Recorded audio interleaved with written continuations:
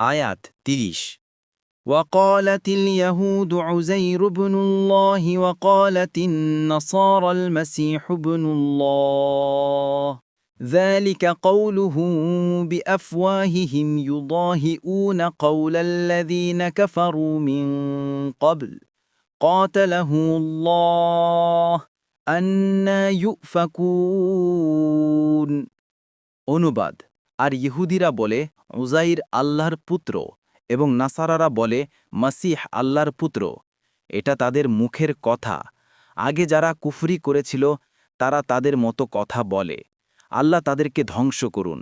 কোন দিকে তাদেরকে ফিরিয়ে দেওয়া হচ্ছে? ৩ নম্বর তাফসীর। আয়াতের ভাষ্য হতে বোঝা যায় যে ইহুদিরা সবাই এ কথা বলেছিল। কারো কারো মতে এটি ইহুদিদের এক গোষ্ঠী বলেছিল, সমস্ত ইহুদিদের আকীদা বিশ্বাস নয়। কুরতুবী, ফাতহুল কাদির।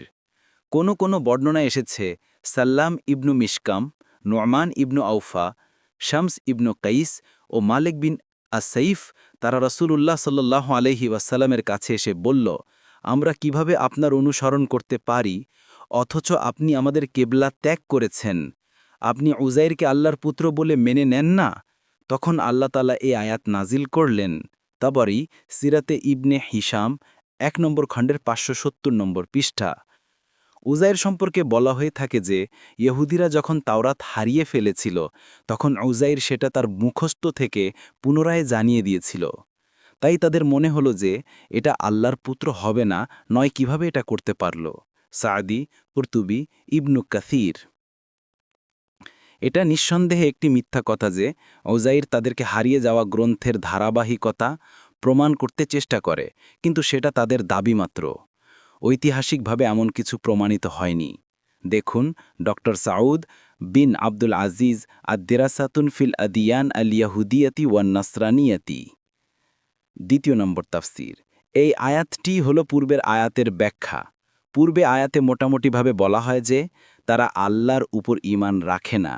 এখানে তার ব্যাখ্যা দিয়ে বলা হয় যে ইহুদিরা উজাইর আর নাসারারা ঈসা আলাইহিস সালামকে আল্লাহর পুত্র সাব্যস্ত করে। ইবনু কাসির। তাই তাদের ঈমান ও তাওহীদের দাবি নিরর্থক। এরপর বলা হয় এটি তাদের মুখের কথা। এর অর্থ তারা মুখে যে কুফর উক্তি করে যাচ্ছে তার পেছনে না কোনো দলিল আছে, না কোনো যুক্তি। কত মারাত্মক সে উক্তি যা তারা করে যাচ্ছে। অন্য আয়াতেও আল্লাহ তার বলে যে এ বিষয়ে তাদের কোনো জ্ঞান নেই এবং তাদের পিতৃপুরুষদেরও ছিল না। তাদের মুখ থেকে বের হওয়া বাক্য কি সাংঘাতিক! তারা তো শুধু মিথ্যাই বলে। সূরা আল কাহাফ ৫ নম্বর আয়াত। অতঃপর বলা হয় এরা পূর্ববর্তী কাফেরদের মতো কথা বলে, আল্লাহ এদেরকে ধ্বংস করুন।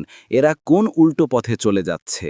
ইবনু কাসিরের অর্থ হল ইহুদি ও নাসারারা নবীগণকে আল্লাহর পুত্র বলে পূর্ববর্তী কাফের ও মুশরিকদের মধ্যেই হয়ে গেল। তারা ফেরেশতা ও লাত মানাত মূর্তিদ্বয়কে আল্লাহর কন্যা সাব্যস্ত করেছিল। বাগবী। পরবর্তী তাফসিরে যেতে ভিডিওটি শেষ হওয়ার পূর্বেই এই বক্সে ক্লিক করুন।